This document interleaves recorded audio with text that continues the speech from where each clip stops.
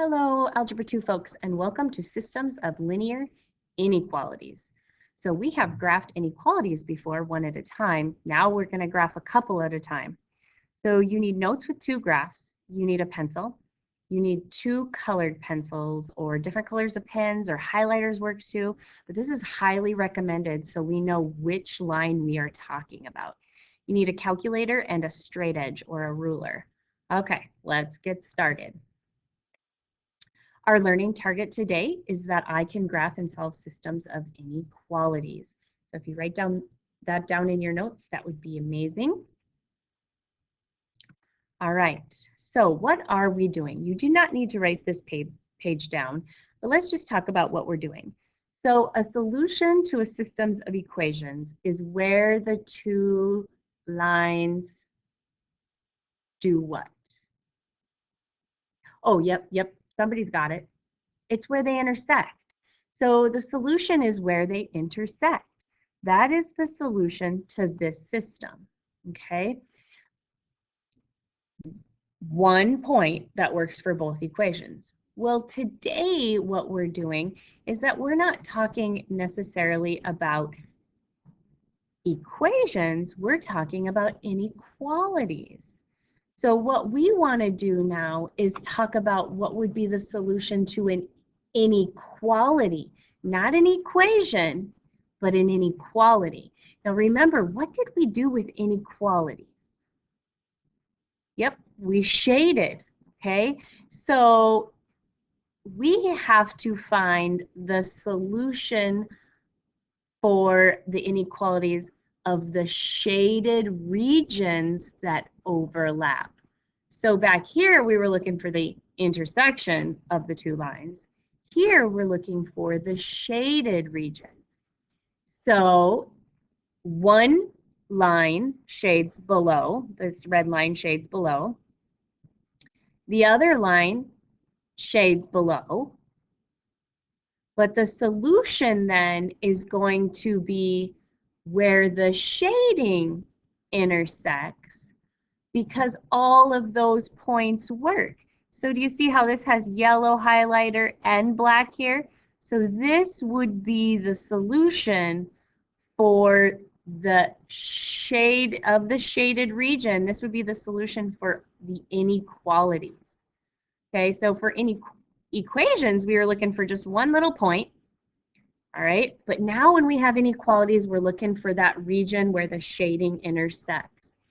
That means every single one of those points in that will work for both of these inequalities. Okay, so that is what we are doing today. And yes, I do want you to write down this page. It doesn't have to be graphed perfectly, but the whole idea that we're looking for a solution for a region of points where the shading intersects is the solution to inequalities. That's what I want you to write down for this page, okay? So let's do two examples and see what happens, okay? So when I said that you needed two colors, part of the reason why we need two colors is because I kind of want to know if you're graphing each of the lines correctly. And then I want to know what shading goes with each line. So I highly recommend labeling them or highlighting them. So first do it in pencil and then go over them in your color, whether you're going to use blue or red or green, whatever, so that you know which line is which and which shaded area is which. Okay, so I'm going to do this first line in red. So line number 1 in red. X plus y is greater than -3. And maybe I'll call that line A instead of 1. Just remember, because we don't want the numbers to get mixed up with the equation. How do I graph this line? Well, I would graph it using intercepts. So when x is 0, y is -3. And when y is 0, x is -3. Okay, this would be my y-intercept. This would be my x-intercept. Can you solve for y and do it that way? Surely. Doesn't matter to me. So 0, -3 is 1 point. -3, 0 is another point. Okay. And then we want to figure out if we're going to make this a solid line or a dashed line. Well, it's not equal to, so we are going to do a dashed line. Okay. Oh, that's way off. See, that's why you need a straight edge. Because if you're like me, you can't draw straight lines. And I want you to go all across the graph paper. Okay. Now we need to shade. Are we going to shade above or below? Well, let's check 0, 0. Okay. 0 plus 0 is greater than -3. True or false? Yeah, you're right. True. This is true. So if this one's true, then all of these are true. Okay, so I'm going to shade above the line here. Okay, and I'm going to fill it in with red. See, if we use red again, oh, it's kind of sketchy, isn't it? Yep. So I'm going to change my color here, and I'm going to go ahead and do dark blue. So equation B, I'm going to do in dark blue. So here's equation B. -6x plus y is less than 1. I think this one I'll solve for y. Y is less than 1 plus 6x.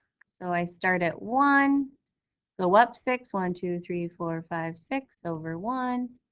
Solid or a dashed line? Yep, it's a dashed line. Oh, I'm not very good at making straight lines. Well, you guys can make straight lines because you should be using straight edges or rulers, okay? Now I'm going to test 0, 0. I don't think I'm going to test 0, 0 because it's too close to my line. So I'm going to pick a different point. I'm going to try 6, 6. Okay, let's try 6, 6. That's a good point to try.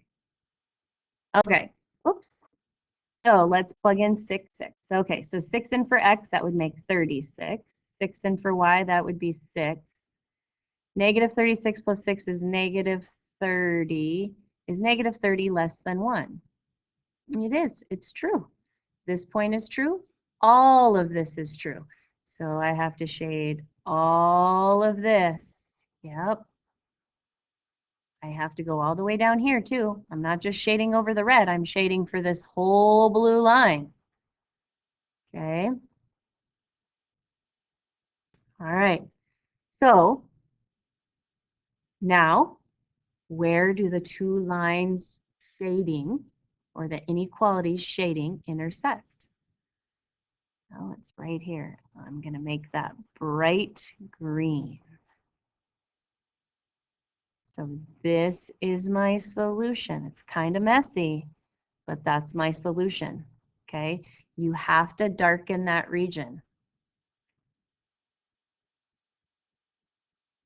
Okay, so the solution to a system is where the shading, the colors of shading overlap, and you have to darken that region to receive full credit. Okay, let's try another example. Okay, I'm going to go ahead and get red out again. That's my A. So line A, I'm using red. Okay, I'm going to do intercepts again. I like that because I know 2 and 4 both go into 8. So 2 times 4 is 8.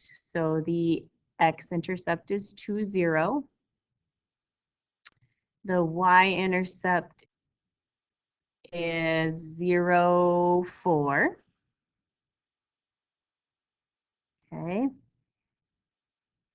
Solid line this time because it's equal to here. So a solid line, not a dashed. Okay, now let's check a point. Let's check 0, 0. 0 times 4 is 0. 0 times 2 is 0. Is 0 greater than or equal to 8? No. So this point here is false, so I don't want to shade the false region. I want to shade the true region. So I go over to the other side and shade the other side. Okay. Okay, now let's pick another color. Let's go with light blue this time. All right, so line B is light blue. Ooh, this is translated form. Ooh, what does that mean? My starting point is opposite of what's inside the x, and then the same as the outside. So I start with -5, 7.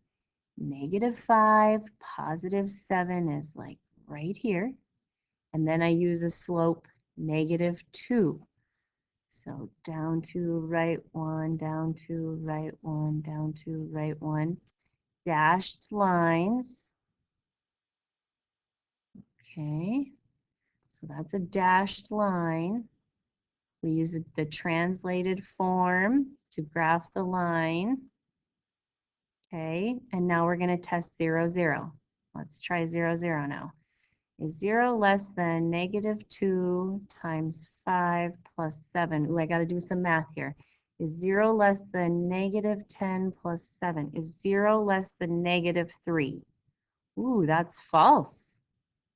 So the blue is false in that little area too. So I'm going to shade the opposite side. Ooh, what happens here? They don't intersect. The shading doesn't intersect. Be careful, because sometimes the shading can intersect even though the lines don't intersect. So let's write this shading. If the shading doesn't intersect,